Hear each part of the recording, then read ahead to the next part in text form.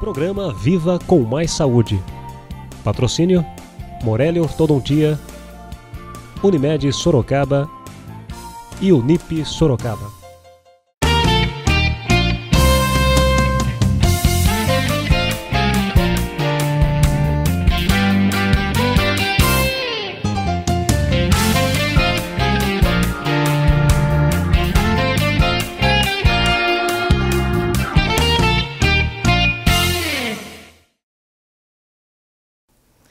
Viva com Mais Saúde, o programa que é idealizado pela Fundação Ubaldino do Amaral, com a realização da TV Com e da TV Jornal Cruzeiro do Sul. Hoje nós vamos falar sobre os distúrbios do sono, um problema que atinge muitos brasileiros, muitos sorocabanos, que nós estamos aqui voltados a vocês, o público de Sorocaba. Trazemos aqui hoje Dr. Hélio Brasileiro. Muito obrigada pela sua presença, Dr. Hélio. É um prazer recebê-lo aqui nos nossos estúdios. Dr. Hélio é professor mestre em medicina e certificado pela Associação Brasileira do Sono. Bom dia, Dr. Hélio. Bom dia, Paula. Eu que agradeço o convite e agradeço à Fundação Ubaldino do Amaral por proporcionar esse momento de poder levar ao telespectador conhecimento sobre os distúrbios do sono. Doutor Hélio, em primeiro lugar, eu gostaria de saber como se dá a formação de um médico que é o médico do sono. Existe uma faculdade para isso? É uma especialização? Como se dá isso? Pois bem, a medicina do sono ela é muito recente. Então, há pouco mais de um ano que foi aprovado pelo Conselho Federal de Medicina a certificação ou a área de atuação em medicina do sono. Então, para se ser um médico formado em sono ou para se ser um médico do sono, é necessário ter a formação em medicina, posteriormente se fazer uma especialização em algumas áreas reconhecidas pelo MEC, que no caso seria otorrinolaringologia, ou psiquiatria, ou neurologia, ou pneumologia, ou pediatria. Essas seriam as especialidades que seriam pré-requisitos para que, posteriormente, você fizesse uma área de atuação, que é uma subespecialização em medicina do sono. Quer dizer que não é qualquer especialidade médica que pode se tornar um médico do sono? Não tem esses pré-requisitos. Muito bem. E nesses distúrbios do sono, o que a gente pode incluir como um distúrbio do sono ou quais os principais problemas, os principais distúrbios que encontramos na sociedade? São vários os distúrbios do sono catalogados e, como tudo na medicina, é um processo muito dinâmico, mas de uma forma geral, podemos dizer que quem trabalha na área de sono tem como carro-chefe em seus diagnósticos, em seus tratamentos, os distúrbios respiratórios do sono, dando enfoque ao ronco e à apneia do sono. Temos também as insônias, que podem ser sintomas, mas podem ser doenças. Temos parassonias, que são distúrbios que ocorrem paralelamente ao sono. Nós temos distúrbios de sonolência excessiva diurna. Enfim, são vários os distúrbios, Paula. Às vezes a gente acha que a sonolência durante o dia é uma preguiça da pessoa, pode ser também um problema, então, pode ser uma doença, na verdade. Sim, inclusive tem uma doença muito clássica em relação à sonolência excessiva diurna, que é a narcolepsia. É uma doença que não é nem a gente ouve falar. Eu, particularmente, eu me formei em uma universidade federal e na minha época nem se ouvia falar da narcolepsia. E quando eu me especializei em sono, quando eu trabalhei com sono, conheci essa doença. Então, uma das principais características do narcoléptico é que desde criança ele tem aquele estigma de ser uma criança preguiçosa, que dorme muito, que não quer estudar e na realidade isso é um distúrbio do sono. Dentro desses distúrbios respiratórios que você citou, por exemplo, o sono, o ronco, desculpe, ou a apneia, a gente acha que ronco é só porque a pessoa está dormindo muito bem, profundamente, está com sono gostoso. É isso mesmo? Quem está roncando está tendo um sono gostoso? Na verdade, não. Até se tem o mito, não é, de se falar, a pessoa dormiu tão bem que até roncou. Na realidade, o ronco ele é um sintoma. A gente precisa entender, para entender ronco e apneia do sono, um conceito muito básico de medicina. O que seria síndrome? O que é síndrome? É um conjunto de sinais e sintomas. O que é um sinal? O sinal é o que a gente vê. Por exemplo, uma mudança na cor da pele ou então um ronco que a gente escuta é um sinal. E o que é um sintoma? É o que o paciente relata para o médico. Por exemplo, sonolência excessiva durante o dia. Então, existe a síndrome da apneia e hipopneia obstrutiva do sono, na qual o principal sintoma é o ronco e o principal sinal seria o ronco. E um outro sintoma bem clássico é esse, sonolência durante o dia em excesso. E a apneia também ela dá uns sinais, a pessoa que parece para de respirar por alguns segundos, é isso que o senhor relata como apneia? Na prática, quando o paciente chega no consultório com essa síndrome, o cônjuge é de extrema importância e a gente sempre orienta, quando vier em consulta por distúrbio do sono, traga seu cônjuge, porque é ele que vê o seu sono. Existe o exame específico, a polissonografia, que é um exame em que a gente avalia o sono do paciente. Mas o que o cônjuge conta ajuda muito com as queixas. Por exemplo, no caso da síndrome da apneia e hipopneia obstrutiva do sono, o paciente vai dizer que ele tem dor de cabeça quando acorda, que ele dorme com facilidade, que ele pode até já ter dormido dirigindo e ter se envolvido em acidente automobilístico. Ele pode dizer que é hipertenso e o cardiologista não encontrou uma causa para a hipertensão e pediu a avaliação do médico do sono. Mas o cônjuge fala, o paciente ronca, esse ronco é progressivo, chega um momento em que ele para de roncar, se engasga, dá um ronco alto, desperta rapidamente e reinicia todo o processo. Perfeitamente. E aqui, Paulo, eu quero chamar a atenção de você, telespectador, para um problema de saúde pública. Muitas vezes a pessoa que ronca e que tem apneia do sono, ela acorda como um mecanismo de defesa. Então, esse despertar é uma salvação para ele, para que ele volte a respirar, porque se ele continuar dormindo, ele não vai respirar e daí pode ter riscos de ter infarto ou derrame dormindo. E se você chega para um médico e fala, eu não estou dormindo bem, esse problema não é bem investigado e se induz ao uso de um medicamento para dormir, os famosos tarja preta, que se lê na bula, nota-se, é contraindicado para a apneia do sono, você vai tirar esse mecanismo de defesa que é o despertar. E a pessoa pode ter complicações. Porque aí o organismo vai relaxar mais, não vai ter essa proteção, vamos dizer, que é o despertar. Seria o despertar. Interessante, olha que bacana.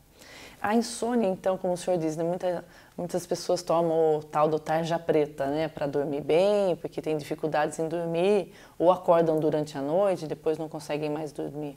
Isso é a insônia? A insônia é só quando você tem problemas para começar a dormir ou quando você acorda no meio da noite também? Classicamente, a insônia hoje é definida, melhor dizendo, da seguinte forma. Dificuldade de se iniciar o sono, a pessoa que tem dificuldade de começar a dormir, dificuldade de se manter o sono, é aquela pessoa que acorda no meio da noite e não continua dormindo, ou despertar precoce. Então a pessoa acorda antes do horário e não consegue retomar o sono. E tem um quarto item que é a sensação de sono não reparador. Esse é um outro conceito de insônia hoje em dia. O que é que a gente chama a atenção para a insônia? A insônia pode ser um sintoma, mas a insônia pode ser uma doença. Quando que ela é um sintoma? Que nem falamos há pouco na apneia do sono. Você para de respirar e se acorda para voltar a respirar. É um mecanismo de defesa. Então, de tanto você despertar no decorrer da noite, você acorda de vez e não consegue retomar o sono. Nesse caso, ela é um complemento, digamos, ele é um sintoma da apneia do sono. Ou ainda, na depressão, a pessoa que está deprimida, muito comumente, ela tem o despertar precoce. Então, ela acorda antes da hora e não consegue voltar ao sono. Nesse caso, ela tem um sintoma. Mas tem a insônia doença. A insônia doença, ela é aprendida. Como que isso ocorre? Você tem um fator predisponente, a pessoa tem uma tendência já a não dormir, por exemplo, pessoa do sexo feminino tem mais tendência, pessoas que não têm uma atividade profissional, pessoas sedentárias, pessoas aposentadas, pessoas com doenças crônicas, elas têm mais tendência a não dormir, a ter insônia. Em um certo momento da vida, ela tem um problema psicológico, uma perda de um ente querido. Que ninguém está livre de ter algum estresse, algum momento difícil. Pois é, ou uma demissão do trabalho, então ela desenvolve aquela insônia naquele momento. Ela pode até superar esse problema, vamos supor, ela conseguiu um novo emprego, no caso da pessoa que foi demitida, ou a pessoa se separou e já iniciou uma outra relação e já está casado novamente. Ela superou essa etapa que desencadeou a insônia. Mas aí é que vem a insônia doença. Ela adquiriu o medo de dormir. Como ela ficou traumatizada com a noite, ou seja, na hora de dormir, eu não vou conseguir, eu vou ficar acordado a noite inteira, vou ter um colapso no dia seguinte porque eu não vou dormir, aquela ansiedade antecipatória já predispõe à insônia. Nesse caso, a insônia é uma doença e não apenas um sintoma. Muito bem. Porque é horrível, né? Acordar no meio da noite ou não conseguir dormir. O sono realmente ele é reparador. É ele que nos proporciona um dia gostoso, um dia prazeroso. Uma noite mal dormida é sinal de um dia também mal desenvolvido, não é verdade, doutor? O sono é extremamente importante para a qualidade de vida, Paula. É verdade. O senhor citou aqui algumas parassonias, né? O que são parassonias ou quais são as parassonias que o senhor pode citar para a gente? As parassonias, elas significam em linguajar popular distúrbios que ocorrem em paralelo ao sono. Não é uma doença específica do sono, por exemplo, uma apneia do sono, onde a gente tem um relaxamento da musculatura da garganta e essa se fecha, mas é um distúrbio que ocorre em paralelo ao sono. E como que isso acontece? Vamos supor um exemplo mais clássico, vamos exemplificar para ficar fácil. No caso, o sonambulismo. O sonambulismo é uma parassonia muito comum. A pessoa tem alguns estágios do sono, o N1, N2 e N3 são estágios que a gente divide, o N1 é mais superficial e N3 mais profundo. Nesse sono mais profundo, a pessoa fica entre um estado de acordado e dormindo e começa a ter atividades que são comuns enquanto estamos acordados, porém, essas atividades são feitas de uma maneira inconsciente, como quando a gente está dormindo. Então, você pode sentar na cama, você pode falar, que é uma outra parassonia, o soniloquio, o falar dormindo. Deixa eu fazer uma pergunta, doutor. Eu já sei Dá para até o que é. investigar? Acho que todo mundo fica curioso, aquela pessoa que fala dormindo. A gente sempre tenta tirar alguma coisa dessa pessoa. É possível ter uma conversa, tirar alguma informação realmente valiosa num momento como esse? Então eu vou dar uma informação para você, telespectador, que tem medo de falar dormindo e que fale alguma coisa que seja inadequada. Do ponto de vista médico, não tem nenhuma correlação entre o que se fala e o que realmente é realidade, assim como no sonho. Por exemplo, mais uma vez exemplificando de uma forma prática, você pode sonhar que você tem asa e que você voa. Certo. E você pode falar que você está voando e está vendo a cidade de cima com suas próprias asas. Isso não tem significado prático nenhum. Isso é uma coisa extremamente do imaginário da mente humana. Agora, querer arrancar alguma informação enquanto se está dormindo, muita gente tenta, e até eu já tive fato curioso de gente ir no consultório sem nenhum distúrbio do sono, só com essa informação. O meu marido ou minha esposa falou isso dormindo e agora criou um problema conjugal e eu quero saber se tem algum fundamento. Então eu termino sendo advogado nessa hora. Eu digo, não tem fundamento científico nenhum. É interessante isso, porque realmente, às vezes é até difícil entender. A pessoa fala meio balbuciando, né? Falam coisas mais complicadas de se entender, mas a interpretação aí vale tudo. É subjetiva. E na parassonia, então, do sonambulismo, você pode sentar, você pode falar, você pode caminhar, e tem relatos até de pessoas que dirigem dormindo e não se lembram. Nossa, que interessante. Os pesadelos também são parassonias, são Eu ia vários. perguntar ao senhor, doutor Hélio, dentro do sonambulismo agora, falam também que é perigoso acordar a pessoa que está tendo aquele momento sonâmbulo. Como a gente age? Às vezes tem muitas crianças, adolescentes, adultos também têm o sonambulismo. Sim. Mas como que a gente age quando a pessoa se levanta ou começa? Tem que ter algum cuidado? Tem. Então vamos lá. Primeiro mito que a gente precisa quebrar. O sonambulismo, aquela história de dizer que o sonâmbulo, se for acordado durante o sono, ele morre, é completamente mito. O sonambulismo a gente tem que entender da seguinte forma: a pessoa está dormindo e está exercendo uma atividade motora, um movimento que não era para ocorrer durante o sono. Se você acordar o sonâmbulo, o que pode acontecer é que nem acordar uma pessoa que esteja dormindo normalmente. Ele acorda confuso, ele acorda assustado, pode até desenvolver alguma atitude agressiva por se assustar, ou fragmentar o sono, ou seja, picar o sono. Ele vai acordar mais cansado porque ele foi acordado. Simplesmente isso. Mas o que é importante para você, telespectador, saber é que o sonambulismo ele é muito comum na infância, mas uma pequena porcentagem, cerca de 1%, leva esse distúrbio para a fase adulta. E a primeira orientação, o primeiro conselho preventivo que eu dou para você que tem uma criança ou um adulto sonâmbulo em casa, trate-o como um bebê de 2, 3 anos de idade que está andando inicialmente e que tem os riscos de se acidentar. Quais seriam? Põe a rede ou tela nas janelas, mantenha objetos pontiagudos, mantenha móveis onde possam ocorrer acidentes, esconda a chave do carro, passe um cadeado numa janela se você mora no sobrado. Inclusive ocorreu aqui em Sorocaba, foi matéria de jornal, o Cruzeiro do Sul trouxe isso, uma senhora que acordou, andou na laje dela, caiu do primeiro andar, por sorte no telhado do vizinho. Ela teve algumas fraturas, mas não morreu. E tudo isso dormindo, Paula. Olha que coisa, quer dizer, o cuidado é importante, né? Muito, doutor? preventivo. Não pode passar desatento, não pode dormir no ponto. Não pode. Então tá bom. Esse despertar, o senhor falou que também tem uma das parassonias, o senhor estava comentando comigo há pouco, que existe esse terror noturno. O que seria o terror noturno? São os pesadelos? Não, não. O pesadelo, ele é o sonho que todo mundo sonha, porém de conteúdo angustiante. Tem um tipo de sonho também, uma outra parassonia chamada sonho épico. Ele não é angustiante quanto o pesadelo, mas ele é um sonho laborioso, trabalhoso. Você sonha que está lutando, que está guerreando, que está brigando e acorda cansado. E tem a questão específica do terror noturno. O terror noturno é muito comum na criança, mas também pode ser levado para a vida adulta.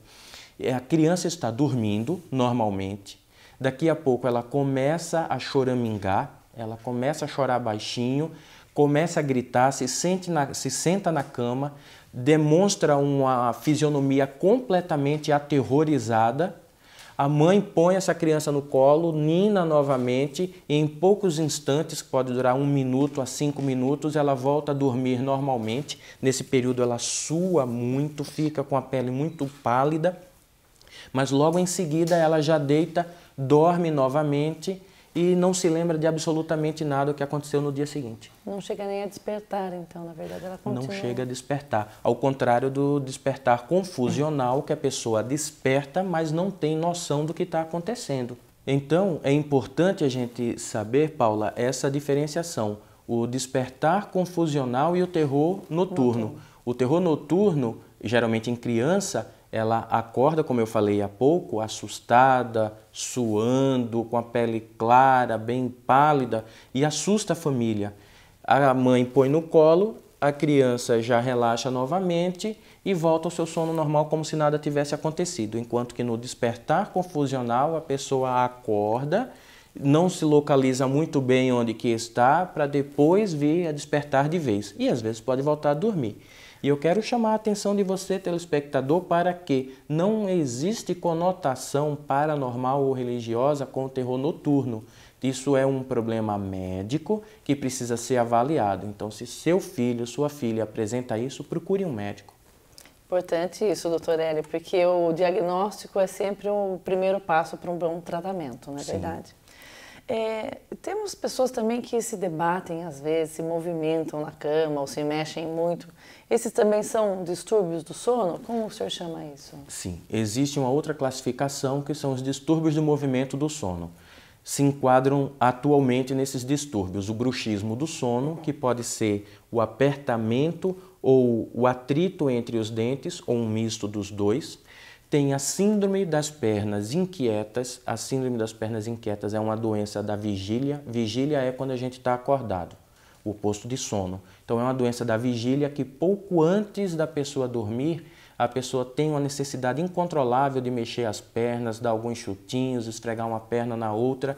E é bem característico que se ela se levantar e andar um pouco, essa dor passa. Oposto da doença vascular, quem tem problema de circulação, quando relaxa, passa o incômodo, quando se movimenta, piora, porque demanda mais sangue. Na síndrome das pernas inquietas, não, a pessoa vai deitar para dormir e no repouso é que a perna dói, impedindo que a pessoa comece a dormir. E se a pessoa começa a dormir, muitas vezes ela acorda várias vezes devido a esse incômodo nas pernas. Tem um outro, que é a o movimento periódico da perna. O movimento periódico da perna já é uma doença do sono. Quando a pessoa está dormindo, a pessoa fica dando vários chutinhos ou batendo o braço ou o pescoço, e esses movimentos podem fazer a pessoa acordar. E como está interrelacionado, Paula, esse distúrbio pode levar a uma insônia. Então, a insônia, olha aqui, a gente voltando a falar de insônia, pode ser uma consequência de um distúrbio de movimento do sono. Muito bem. Para nós detectarmos quais são os problemas, esses distúrbios que as pessoas têm, qual tipo de exame o senhor pode fazer? Como são feitos? São feitos no consultório? São feitos em casa? Como o senhor detecta e diferencia um problema de outro, doutor Hélio? Excelente pergunta, Paula. Como você ainda há pouco falou, uma máxima da medicina é primeiro o diagnóstico e só então o tratamento. Para você fazer o diagnóstico é muito importante, volto a afirmar, a importância do cônjuge na consulta, escutar o paciente. Ouvir o que o cônjuge fala do paciente, como que está o sono desse paciente. Observar alguns detalhes. Esse paciente é hipertenso, esse paciente está acima do peso, esse paciente já sofreu acidente automobilístico, esse paciente ele é um paciente que dorme com facilidade em qualquer lugar e não está desempenhando bem suas atividades ou na escola ou no trabalho. Então, tudo isso chama a atenção para um distúrbio do sono. Levantada essa hipótese, a gente pode responder alguns questionários que indicam se a pessoa tem uma alta probabilidade ou não de distúrbio do sono. E, por fim, que é o padrão clássico, fazer a polissonografia, que é o registro do sono. É um método não invasivo. O que é não invasivo? Não fura a pessoa, não introduz nada no corpo da pessoa, não invade o corpo da pessoa. Através de alguns eletrodos, como eletroencefalograma, eletrocardiograma, sensor de oxigênio posto no dedo, o paciente dorme num laboratório do sono e registramos todo o sono dele sem ter perigo de ele ficar acordado à noite e a gente registrar por engano que ele dormiu, que isso é um medo muito comum. O telespectador pode pensar nisso. E se eu não dormir? Se você não dormir, a gente registra e repete o exame. E se você dormir, a gente registra também, não tem perigo de dar um diagnóstico errado. Então faz-se esse exame laboratório e mais modernamente pode ser feito ambulatorialmente. Pode ser feito em casa. Você vai no laboratório, monta-se em um modem pequenininho que fica acoplado a uma cinta. Esses eletrodos vão para esse modem. O paciente dorme na sua casa, principalmente aqueles que estranham lugares de dormir, lugares estranhos, eles não querem. E volta no dia seguinte e a gente descarrega toda essa informação do modem para o computador e faz a análise do sono do paciente. Quer dizer que isso está avançando, porque quem tem dificuldade de dormir fora de casa, às vezes é um agravante, vamos dizer. Esse exame, então, eventualmente pode ser feito em casa mesmo. Sim, ou no hospital. Se você está internado, a gente pode ir lá, monta no paciente internado no hospital, monta todo o equipamento e lá no hospital onde ele está é feito. Muito bem. E os tratamentos, doutor Hélio? Quais os tratamentos? Lógico que cada doença, cada distúrbio deverá ter um tratamento diferenciado. Mas como são os tratamentos para o sono? É só uma boa cama, um bom travesseiro, uma boa companhia? Como é que se dá isso? Isso é importante. Primeiro de tudo é a higiene do sono. O que é a higiene do sono? O ambiente de dormir ele tem que ser adequado quanto à claridade. Então, luz, a gente receber luz, isso daí retira o sono da pessoa. Então tem que ser um ambiente escuro. Ah, mas eu gosto de uma luz. Então põe uma luz verde ou uma luz azul, bem clarinha. Com cores, elas ajudam? Pois é, e até eu tenho, quando eu faço alguma palestra, eu sempre falo uma forma fácil de memorizar. Quais são as cores dos olhos mais claras, né? O verde e o azul. Esse tipo de luz não interfere em relação à vigília, não nos deixa acordado. Então, para a criança que tem medo de dormir no escuro, põe uma lâmpada bem fraquinha, azul ou verde. Um ambiente silencioso, um ambiente que seja com temperatura adequada, sem muito barulho. O cônjuge, você falou com quem dormir, não deve ter ronco, nem apneia do sono, nem movimentos periódicos de perna, porque isso daí pode acordar a pessoa. Uma alimentação mais leve, evitar cafeinados, evitar exercício físico até 3 horas antes de dormir. Isso é importante. A pessoa que vai à academia à noite, tem muitas pessoas que trabalham durante o dia vão para a academia à noite. Quer dizer, ela tem que coordenar esse horário que ela faz o exercício, principalmente exercícios de aeróbicos que movimentam muito. Para desacelerar, 3 horas é o período necessário. Certo. Um colchão adequado, um travesseiro adequado. E o que é um travesseiro adequado? É um travesseiro que ocupe o vão entre a cabeça e o colchão, sem pendurar o pescoço. Isso é importante.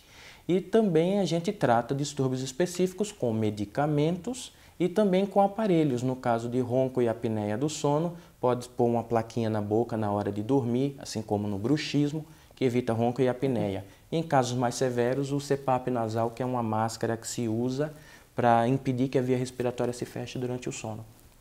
O bruxismo é muito comum também, né? Esse ranger dos dentes, que é o que a gente chama de bruxismo. Exatamente. É um aparelho que se põe com uma mordedura? O aparelho para o bruxismo do sono, isso daí é a área do dentista, mas o que a gente observa é que quando é só bruxismo do sono, a gente põe o aparelho com a função de proteger o atrito e relaxar a posição da boca. Mas se a pessoa tem ronco e apneia, já tem que ser um aparelho mais específico de tração. Ele traciona a língua, impedindo o fechamento da via respiratória. Tá certo. Esses exames são feitos por médicos, por assistentes? Tem muita procura os distúrbios do sono têm muita procura esse diagnóstico? O laboratório do sono, geralmente, ele é muito procurado. O exame à noite é feito com o técnico de polissonografia, que é um profissional técnico de enfermagem. Ele vai ser formado em técnico de polissonografia para ele acompanhar o paciente durante a noite. A leitura e o laudo é feito por médico. Tá certo, doutor. Além desses cuidados, obviamente, se você tem um problema, um distúrbio, deve procurar uma orientação médica. Existe alguma orientação para que nós tenhamos um sono melhor ou com maior qualidade? O que o senhor diria que é uma dica para que todo mundo possa ter inicialmente um sono mais gostoso, mais proveitoso? Vida saudável, são aquelas regras que a gente fala para ter uma saúde como um todo. Alimentar-se bem, evitar o peso acima do normal, evitar cafeinados, café, bebidas de cola, aquelas bebidas refrigerantes pretos, chocolate, o café principalmente, aquele mais rico em cafeína, o chá preto, o chá mate, o chá verde, tudo isso tira o sono. Evitar alimentações pesadas antes da hora de dormir, evitar levar problemas para a cama, ficar resolvendo o trabalho, ficar no laptop, assistir televisão, recebendo luz, informação, filmes de ação, atividades que levem a angustiar a pessoa na hora de dormir. Muito obrigada, doutor Hélio. Nós agradecemos imensamente a sua participação, doutor Hélio. Foi muito bacana o senhor estar aqui com a gente está aprendendo muitas coisas aqui a respeito do sono. O senhor tem uma clínica médica especializada em distúrbios do sono? Quem tem um distúrbio do sono pode procurar um atendimento público ou só particular? Não, existe atendimento público e existe atendimento privado. O que eu diria, até por uma questão de ética, é que se você tem algum distúrbio do sono, converse com seu médico, de qualquer especialidade, seja no serviço público ou privado, que ele vai lhe encaminhar para uma forma correta de tratamento. Mas não deixe de comentar, o sono é extremamente importante para a sua saúde. Muito obrigada. A gente percebe que realmente uma noite bem dormida, então, pode ter um dia mais prazeroso, um trabalho mais proveitoso, um dia mais produtivo. É isso, doutor Hélio, que a gente tem aqui como o foco, ter uma vida mais saudável no nosso programa Viva com Mais Saúde. A intenção é que todos tenhamos um dia a dia muito gostoso, muito prazeroso, com saúde. Agradecemos a sua presença, doutor Hélio. Muito obrigada. Espero que vocês tenham aproveitado este programa, essas orientações que o doutor Hélio nos deu. Eu que agradeço a você, Paula, e a toda a Fundação Ubaldino do Amaral. Viva com Mais Saúde agradece a sua participação e esperamos você para o próximo programa.